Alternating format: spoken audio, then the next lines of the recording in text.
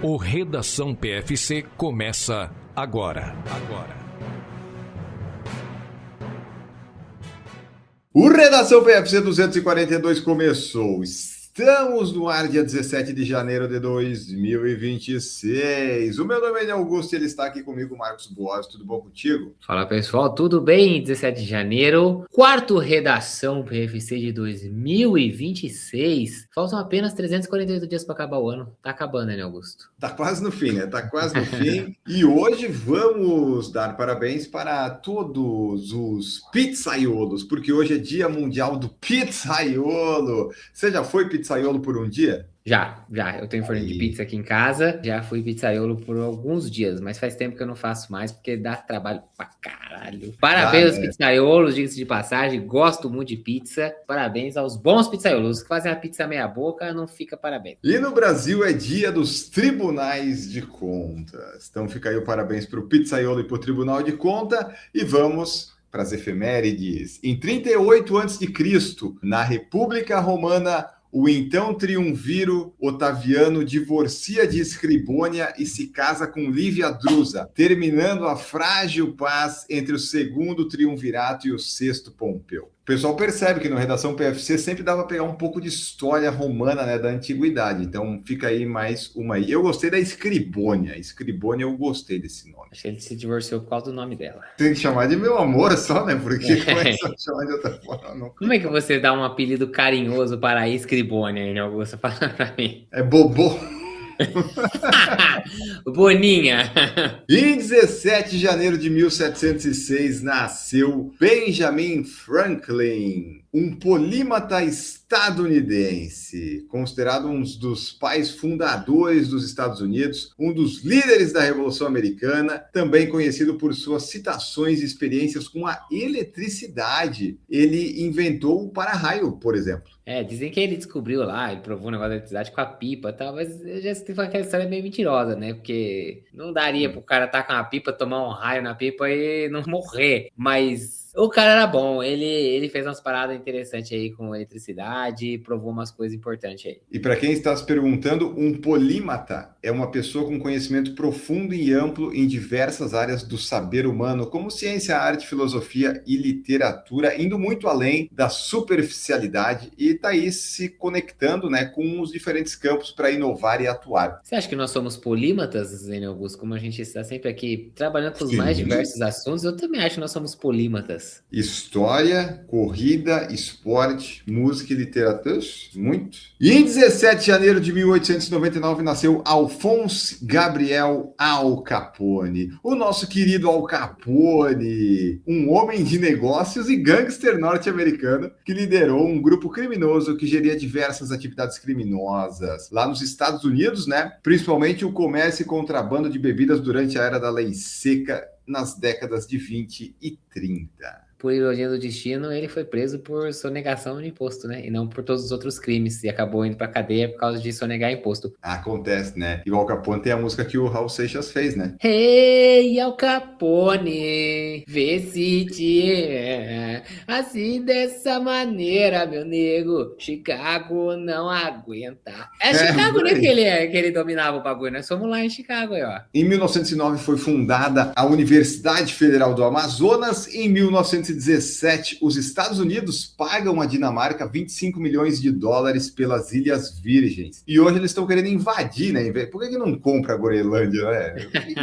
Só pra você ter uma ideia, eu já fiz essa pesquisa, né, Augusto? 25 milhões de dólares em 1917 é aproximadamente equivalente a 633 milhões de dólares hoje. É nada. Baratinho. O Elon Musk compra um monte de Ilhas Virgens. E em 1920 começou a proibição do álcool nos Estados Unidos. Olha aí, relação com o Al Capone. E em 1940, completando, portanto, 86 anos, nasceu Kipchoge Keino, ex-atleta queniano, bicampeão olímpico em corridas de meio fundo na cidade do México, em Munique, 68 e 72, respectivamente, 1.500 metros e 3.000 metros com obstáculos. O primeiro Kip. Kip original, Kip não coach esse, né? Em 17 de janeiro de 1942, nasceu Cassius Marcellus Clay Jr., ou Muhammad Ali, pugilista estadunidense, considerado um dos melhores da história do esporte. esporte. Em 1962, está completando 64 anos, nasceu James Eugene Jim Carrey, ator, comediante, dublador, roteirista, produtor canadense. Olha, ele nasceu no Canadá, não sabia disso. Então aí, né, vários filmes do Jim Carrey a gente já assistiu, provavelmente, o Máscara e... Ace Ventura.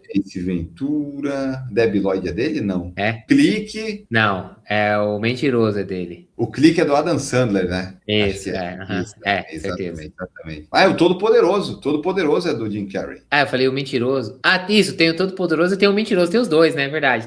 Eu falei o Mentiroso pensando no Todo-Poderoso. Que é o Almighty Bruce, é isso mesmo. É o Todo-Poderoso. Eu tava pensando no Todo-Poderoso, mas eu falei que ele é um advogado que fica 24 horas sem poder mentir esse outro. Exatamente. Então, parabéns pra ele. Em 78, completando 48 anos, nasceu Charles Ricky Richard Wilson, vocalista da banda britânica Kaiser Chiefs. Eu conheço uma música só. Ruby, Ruby, Ruby, Ruby.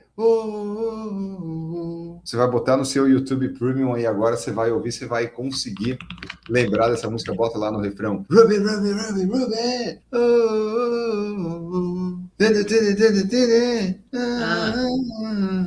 Em 17 de janeiro de 94, morrendo aos 75 anos, Ellen Erin Stephens, velocista e bicampeã olímpica norte-americana nos Jogos Olímpicos de Berlim, 1936, nos 100 metros e 4 por 100. Portanto, ela foi campeã olímpica com 18 anos de idade. Em 98, o escândalo Levinsky. Matt Drudge publica a história do caso Bill Clinton e Mônica Levinsky em seu site Drudge Report. Em 2005, morrendo aos 77 anos, ele, José Bezerra da Silva, cantor, compositor e músico brasileiro. Vou apertar, mas não vou acender. Tem aquela que vai ser: sequestraram minha sogra, bem feito pro sequestrador. Ao invés de eu pagar o resgate, foi ele quem me pagou. Meu vizinho jogou uma semente no seu quintal e de repente brotou um tremendo matagal. Malandro é mané. Mané é dele também, não é? É dele também. Aí, ó, estamos aí acertando muito com Bezerra da Silva. Então deixa aí qual que é a sua música favorita que você lembra dele. E em 2007, o relógio do juízo final é programado para 5 minutos para meia-noite em resposta aos testes nucleares da Coreia do Norte. E eu fui pesquisar, em 2025, esse relógio aí que eles criaram, tá em 1,29 só pro fim do mundo. Tá diminuindo. Vai acabar o mundo? Pelo reloginho tá cada vez mais perto. Eu acho que daqui a pouco o pessoal acerta. Mas 5 minutos para meia-noite de quando? Eu preciso saber, gente. Eu tô indo trabalhar para quê? Espera aí, caralho. Não, isso é só uma estimativa, não se preocupe, mas pode continuar indo trabalhar porque não tem uma data fixa ainda. Mas o que já é concreto e certo é a quantidade de cupons que o Por Falar em Correr tem para você utilizar. Está na descrição do vídeo e do podcast. Vai lá, utiliza Foco Radical, Keep Running, Caramelo, entre outros. O último fim de semana foi pródigo em provas acontecendo. A gente vai dar uma passadinha rápida aqui, começando, claro, com o destaque entrevistado do PFC Convida desta semana. O brasileiro Fábio Jesus Correia venceu a corrida de Reis em Cuiabá. Fazia tempo, muito tempo que um brasileiro não ganhava por lá, Marcos Bozzi, e ele conseguiu a vitória e deu uma brilhante entrevista no Por Falar em Correr. Pois é, o PFC trouxe ele. Que timing, hein, Augusto? É isso aí. Vamos lá falar do pódio rapidinho. Fábio Jesus Correia ganhou a prova, 29,32. Foi seguido pelo Wilson Mutuamaina. Que, aliás, ele podia entrevistar esse cara, hein? Porque tá sempre aqui. Nossa senhora, vamos chamar esse cara aí. 29,55. E o Wendel Jerônimo Souza na terceira colocação. No feminino, Viola Gelagati Kosgei do Quênia ficou na primeira colocação. A Yela Demi na segunda colocação. E Alentesserai Abdaru fechou o pódio. A melhor brasileira foi a Suzane Martins, que ficou na quarta posição nessa prova super tradicional e que é difícil de se inscrever até, né, de tão rápido que acabam as vagas lá, né? Exatamente. Essa foi a 41ª edição, fazia 9 anos que um brasileiro não vencia. Em 2026, a prova mudou de lugar, colocaram lá num parque, num negócio, não deu muito certo. A ideia é que ano que vem volte para o lugar de sempre e o Fábio foi lá, correu bem, muito calor em Cuiabá, e daí vocês podem acompanhar a entrevista que a gente fez com ele. Eu chamei depois da São Silvestre, mas como ele tinha mais uma competição ali, a gente acabou e falou também de Cuiabá, da corrida de Reis. Em Valência tivemos tempos impressionantes, como já era previsto, e se confirmou mais uma vez 10 km Valência Ibercaja, com um recorde europeu, tanto no masculino quanto no feminino. Muito que bem, uma das provas mais rápidas do mundo nos 10K Valência, como você disse, recorde no feminino e no masculino no europeu. No masculino, quem conseguiu o recorde foi o vencedor da prova, o sueco Andreas Almgren, que a gente tinha falado dele na semana passada, inclusive. Tinha uns treinos dele rolando aí no Instagram, aí, fazendo uns tiros de 1.000 metros para 2,30 e pouco, aí repetições. Deu certo, o treino dele funcionou. Fez 26,45, bateu o recorde europeu, que era dele mesmo, né? Que ele tinha feito nessa mesma prova no ano passado. Ele foi seguido pelo etíope Kahiri Bejiga e por Victor Kipruto do Quênia. No feminino, a vencedora foi a Brenda Jepchirchir do Quênia, fez 29,25. Segunda colocação, a Likina Amebal da Etiópia. E na terceira posição, Claire Chemtai Diwa do Quênia também. O recorde, e um dos destaques que a gente vai trazer aqui, foi a Alice McColgan, que foi a britânica, a primeira não africana na prova, ficou na 8ª colocação, fez 30,08 e recuperou o recorde europeu dos 10K para ela, né? A gente tinha falado semana passada que a lente tinha roubado dela, que de lente não tem nada, mas menos lente que a lente foi a Alice McColgan, que puxou de volta o recorde dela, 30,08. O Andreas Almgren, ele tem Strava, então provavelmente é o 10 km mais rápido do mundo já feito no Strava em uma atividade. Essa prova é um absurdo, hein, Augusto? Só pra você ter uma ideia, se por algum acaso você conseguisse correr sub 30 minutos, você não ficaria nem entre os 200 primeiros colocados da prova. Sub 30, você não pegaria nem top 200, você não pegaria nem a medalha de top 200. Pra você pegar top 100, você tinha que ter feito em 29 minutos. Qual que é o seu recorde pessoal mesmo, Marcos? Só pra gente fazer uma brincadeira aqui. 37,19. A gente tem que sub 38 foram 1.872 corredores. Então talvez você ficaria lá por 1.400, 1.500. Alguma coisa assim. E aí na prova do seu bairro você ganha a prova. Peguei geral já, com um tempo pior do que isso. Na prova da Track and Field, que foi quando eu fiz meu RP, eu fui primeiro da categoria, mas eu não me lembro, acho que foi nono, eu acho, alguma coisa assim. Olha só, então você vê que Valência é um pouquinho mais concorrida, né? Tem um pouquinho mais de gente, acho lá, e um pouquinho de gente mais rápida lá em Valência. Mas pouca coisa.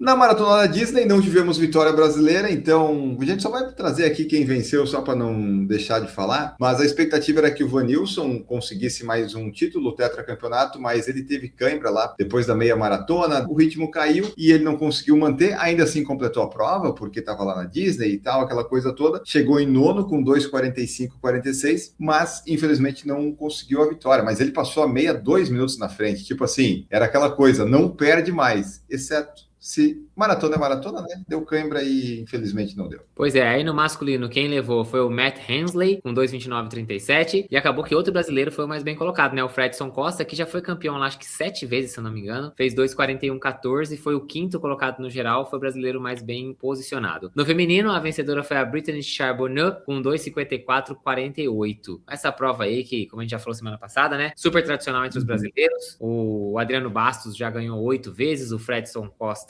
7, acho que o Vanilson 3, se não me engano, uma coisa assim. O Brasil é o maior ganhador da prova. E, aliás, o Adriano Bastos também estava lá essa vez. Então, né, você vê que os 3 maiores ganhadores aí estavam lá. O Adriano Bastos já não corre mais competitivamente, né, vamos dizer assim. Completou aí a prova 2:58,58 dentro do desafio do Dunga que ele estava fazendo. E tinha corrido a meia maratona para abaixo de 1h30 no dia anterior. Lá em Houston, não tivemos problemas, tivemos bons tempos. E vamos trazer aí os resultados da meia maratona. A meia maratona foi o grande destaque. Meia maratona, tivemos aí um estreante levando no masculino, Rabton Samuel, da Eritreia, com 59,01. Foi recorde de percurso, primeira meia maratona dele, e ele já botou esse tempão aí, já quase um sub-59, né? Foi seguido pelo Patrick Kiprop e pelo Mohamed El Youssef. Já no feminino, a vencedora, que fez o seu melhor tempo da carreira, Fentaye Belane, com 1:04,49 da Etiópia, foi seguida pela Tsigi Gebrselassie, também da Etiópia, e pela Buzi Diriba, também da Etiópia, que, assim como a primeira colocada, fez o seu melhor tempo da carreira. Então você vê que o pessoal conseguiu correr bem forte aí na meia maratona lá em Houston. Um dado curioso da meia é que até a meia maratona de Houston desse ano, apenas 5 corredores tinham feito abaixo de 1 hora. E só na prova, na meia de e Houston foram 4. Então você vê que o pessoal está fazendo bons tempos, inclusive os americanos ali com mais candidatos. Na maratona, só para trazer aqui, no masculino, Zohair Taub dos Estados Unidos venceu com 2:5:45, o recorde do percurso personal best, e no feminino, a britânica Hauger Takery venceu com 2:24:17. Na China tivemos a maratona de Xiamen, e aí os favoritos venceram, Marcos. Rutiaga e David Vold conquistaram a vitória, e inclusive a Etiópia dominou o pódio. Os 3 primeiros lugares do masculino e feminino, tudo etíope. O masculino ganhou com 2:09:18, Halimairan Kyrgios, que era também um dos favoritos, fez 2:09:20, ficou aí a 2 segundos apenas, foi bem equilibradinho ali no final, e o Gobena 2:09:22, mais 2 segundos para trás. Então, decidido ali na reta final ali no masculino, hein? Exatamente. E no feminino, a Rutiaga venceu com 2:22:45, Meseret Abebayeu 2:25:15 e Frict Vuereta 2:25:31. O Mundial de Cross Country também aconteceu lá em Tallahassee e Jacob Kiplimo confirmou o seu favoritismo, tricampeão mundial, e a Agnes Jettit também, Marcos. Os grandes favoritos venceram. Temos um Jacobinho que corre, né, Augusto? Que quando tem que decidir, no dia que vale alguma coisa, ganha, que é o Jacob Kiplimo, no caso da Uganda. A prova de 10 km aconteceu lá no Appalachian Regional Park, em Tallahassee, e a gente viu aí o Kiplimo, que já tinha ganho em 23 e em 24, ganhando agora também em 26. Ele fez 28:18, Beriho Aregawi da Etiópia, a segunda colocação, 28:36, e o primo do nosso host aqui, Augusto, o Daniel Simiu Ebenio, terceira colocação, 28:45. Parabéns pelo primo aí, Augusto, que conseguiu um pódio no Mundial de Cross Country. No feminino, a vencedora foi a Agnes Jettit, do Quênia, com 31:28, seguida pela Joy Cheptioki, de Uganda, com 32:10, e a Senaye Getachew, da Etiópia, com 32:13. 10 km aí de Cross Country, não é brabo, hein? Não é fácil, não, e o cara ainda corre para 28:18, amanhã para 31:28, você tá maluco, hein? E uma coisa importante, hein, o Kiplimo com o tricampeonato, ele igualou o feito de ninguém mais, ninguém menos que John Ngugi, Poltergeist e Kenenisa Bekele. São os únicos homens a vencerem 3 títulos no Mundial de Cross Country. Tivemos nessa semana também a notícia da suspensão provisória de Albert Corir, campeão da Maratona de Nova York de 2021. Mais um queniano caindo no doping, Marcos. Qual foi a substância que ele usou aqui para eu colocar na minha lista das coisas para testar? Assim, de forma simplificada, ele usou EPO, eritripoetina. Porém, ele usou uma variante dela que chama CERA, ou a abreviação, né, CERA, né, que é Continuous Erythropoietin Receptor Activator, que é uma variante sintética do EPO. Tem uma ação prolongada e de alta eficácia no aumento da resistência aeróbica. Então, o Albert Corir, pelo jeito, vai ficar uns anos aí sem poder correr oficialmente, né, Augusto? Vai ter que ficar só a assistir e não mais a correr, porque vai ser suspenso. Ele é o atual campeão da Maratona de Ottawa, já foi campeão em Nova York lá em 2021, é com certeza o principal resultado dele, né, em termos de provas grandes. Agora, ele subiu no pódio em Nova York nas últimas 3 edições. Ele foi 23, 24 e 25, top 3, top 2. O dinheiro que ele ganhou só com esses pódios de Nova York, que ele provavelmente não vai precisar devolver, já que o teste foi depois, já garantiu a vida dele. Então, e aí tem um negócio esquisito aí, Augusto, que, ao que tudo indica, organizações da prova lá em Ottawa mostram que em junho de 25, o laboratório da WADA de Montreal tinha declarado que as amostras de Corir estavam limpas, né, que não tinham problema nenhum. E aí a detecção tardia da substância pela AIU tá levantando aí um debate, porque qual é o tamanho da janela de detecção, né? Até quando você pode ficar fazendo testes nas amostras? Será que os testes feitos logo depois das provas têm menos capacidade de detectar ou alguma coisa assim? Bom, de qualquer jeito, se realmente se provar isso, temos um problema aí, né? Porque em Nova York foi o que você falou, né? Ele conseguiu o pódio lá e, em teoria, teria sido depois dessa amostra. E ninguém conseguiu detectar nada? Olha, é estranho. O Quênia, que já tem aí quase 500 atletas suspensos por violações das regras antidoping desde 2016, eu acho que passou da hora de tomar uma suspensãozinha, né? O país como um todo, porque me parece algo muito sistemático. E eu acho que a galera segurava essa história de punir o país por causa do Kipchoge. Mas o Kipchoge aposentando, se eu fosse aí o Quênia, eu ficaria bem, bem preocupado, hein? Eu ficaria também. Inclusive, vai tocar a vinhetinha aqui, a gente vai para a próxima notícia, que é exatamente sobre isso. Quênia lidera o ranking mundial de suspensões por doping no atletismo. Olha só, os dados atualizados da AIU, Unidade de Integridade do Atletismo, que publicou agora no comecinho do ano, é o maior país, Marcos Bose. 140 suspensões, superando inclusive a Índia e a Rússia, que são muito maiores. E sem contar que Quênia tem uma população 26 vezes menor do que a população da Índia, né? Então, assim, se você tá pegando casos absolutos, aí você tem um lugar com 26 vezes menos gente e tem mais casos, acho que isso mostra alguma coisa, né, Neugo? É claro que você tem que levar em consideração a quantidade de corredores e tudo mais, mas é um fato que chama bastante atenção. Então, o Quênia tem 140 casos, a Índia 137, a Rússia 75. É o pódio aí dos dopings dessa lista da AIU. No fim de 2022, eram 54 quenianos que não podiam participar de competições. Em 2024, já tinha subido para 119. Até que agora, em 2026, são 140 atletas suspensos. Então, vem subindo aí, quase triplicou o número de atletas suspensos, né, inelegíveis, agora no começo de 26 em relação a 2022. O Corinthians tá aí, ó. Vai mais alguns. A gente não pode esquecer que outro grande nome aí que chamou muita atenção no passado foi o da Ruth Shepgentit, recordista mundial da maratona feminina, a Rutinha, que caiu no antidoping também e ficou aquela história estranha do recorde mundial dela lá em Chicago 2024.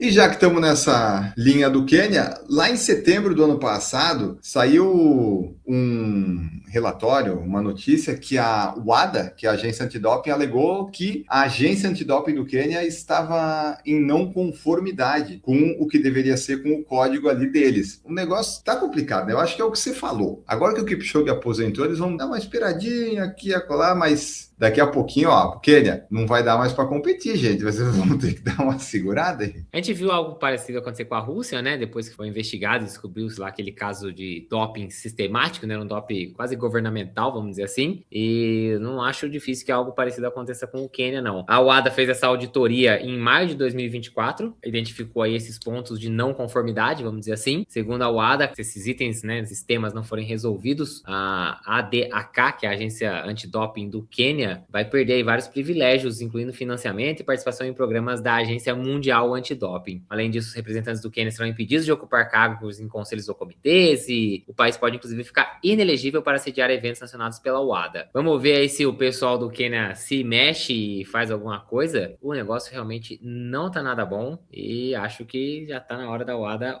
dar uma punida aí na turma do Quênia. ASICS Golden Run abriu inscrições para etapas de São Paulo e Rio em 2026. Circuito com 2 etapas, mas 2 etapas muito boas. A de São Paulo, principalmente, para quem gosta de correr, para tempo, performance, e até para quem não gosta, mas para quem está pensando nessas coisas, geralmente clima bom, percurso plano, muito bom para correr. As inscrições abriram, né, Marcos, em pré-venda nessa semana e 15 de janeiro abriu para o público geral. Nós estamos gravando e publicando no sábado, pode ser que já tenha acabado, porque a prova é muito procurada, né? É bastante, essa prova é muito boa. Aliás, meu RP da Venha Maratona foi nessa prova em 2024, super plana, super rápida, 17 de maio esse ano de 2026. É uma época que começa a temperatura dar uma caidinha, a largada dela é bem cedinho. A etapa do Rio de Janeiro acontece no dia 12 de julho, mesmo dia da NB 42K lá de Porto Alegre. Então, cuidado pra você não se confundir no seu calendário aí, você que tá escutando a gente. Se ainda tiver vaga e você tiver interesse, corre lá para se inscrever, porque, assim, tinha até a percepção de que essa prova poderia ser daquele tipo, sabe, esgotar em minutos, fila e tudo mais. Não foi o que aconteceu no primeiro dia, né, no dia 15, mas se você tem interesse, corre lá, se inscreve, porque vale muito a pena e a prova é muito boa. 55 corredores de 18 países participaram da World's Deepest Marathon, que foi realizada 1.120 metros abaixo da superfície. Onde é que foi isso, Marcos? Isso aconteceu numa mina de zinco chamada Boliden Garpenberg, na Suécia. E isso fez com que a prova se tornasse a maratona mais profunda do mundo. 1.120 metros abaixo da superfície, quase inteiramente no escuro e com temperaturas de até 30 graus. Fora a alta umidade e piso de cascalho. Você imagina que delícia! Tudo isso fazendo 11 voltas num túnel de 3,84 quilômetros, equipados com capacetes e lanterna, porque, né, como eu já falei, a prova é praticamente inteira no escuro. escuro. Olha que delícia, hein, Augusto? Essa eu não vou deixar de perder, hein? Eu acho que pode ser uma prova meio quente também, né? Meio claustrofóbica. Quente com certeza, né? A temperatura tá falando até 30 graus. Claustrofóbica também. Se você não se sente bem em espaços fechados, confinados, não vá nessa prova. Essa prova foi organizada pela Becoming X Foundation, que é uma organização criada do Bear Grylls. Sabe o Bear Grylls, aquele cara do A Prova de Tudo, da Discovery? Ah, não. Não sabe? Ah, que isso. Que quer fazer aqueles programas de sobrevivência na Discovery? Chama Bear Grylls. Ele é bem famosinho. O evento teve como objetivo demonstrar a segurança e inovação da mineração moderna e arrecadar mais de $1 milhão para 2 causas. A Becoming X Foundation, que apoia a educação de jovens em situação vulnerável na África, e a Wild at Heart Foundation, dedicada à redução ética da população de cães de rua. Ou seja, não é pra pegar e transformar os cachorrinhos em sabão, porra. É redução ética, caralho.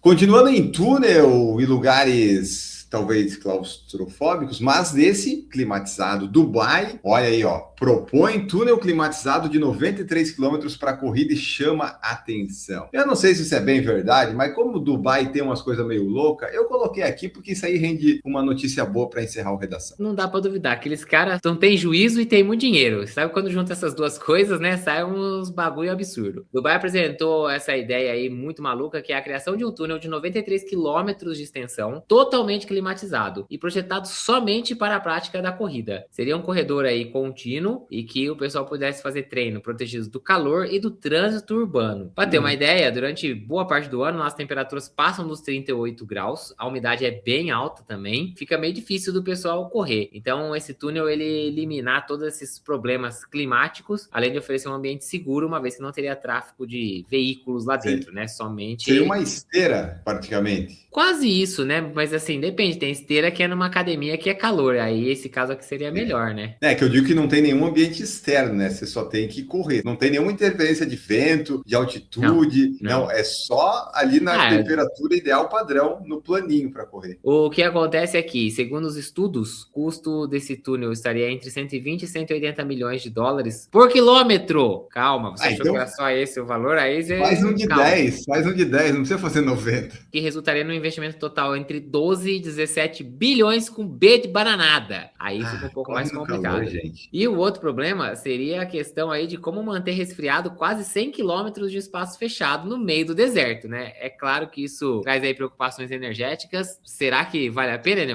Acho que a Greta Thunberg não iria gostar dessa ideia, hein? Não, mas será que não dá para usar energia solar nessas coisas aí? Porque tem tanto sol lá. Tá, que não verdade. Tem um jeito. E assim, vamos falar a verdade, não precisa ter 93 quilômetros. Se for largo, pode ser 10 quilômetros. Eu acho um pouco desnecessário 93 quilômetros de túnel. Eu acho desnecessário um túnel climatizado lá. Vai correr na academia lá, faz uma coisinha e pronto, né? Mas enfim, tá aí a ideia de Dubai. Não é de duvidar. Quem duvida de Dubai é louco. E agora vamos embora. Marcos Boazzi, tchau pra ti. Redação PFC vai embora, que a gente volta semana que vem. Valeu, pessoal. Muito obrigado. Estaremos de volta semana que vem. Fiquem ligados que tá só começando o ano aí, né, Augusto? Tem bastante redação aí pela frente. E hoje, né, Augusto, não tem ensinamento do dia que, sei lá, não tô inspirado. Eu ainda tô em clima de férias de ensinamentos. Eu acho que isso aí é a vida real, Marcos. Tipo assim, qual que é o ensinamento do dia? Às vezes, você não tá inspirado. Às vezes não tem inspiração. E tudo bem. Semana que vem estaremos de volta. Fica esse ensinamento aí pra vocês. Tá tudo bem. A gente sempre volta. Sábado que vem estamos por aqui. Tchau pra vocês. Produção por Falar em Correr, podcast multimídia.